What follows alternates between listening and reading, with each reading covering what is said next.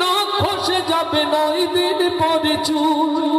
কবর গাহের সামান নিতে কইল না কেউ ভুল। কবর জায়গা ভালো নয়, কবর জায়গা ভালো নয়, কবর জায়গা ভালো নয়। আমল দিয়ে কবর গৃহ সাজিয়ে নিতে হয়, আমল দিয়ে কবর গৃহ সাজিয়ে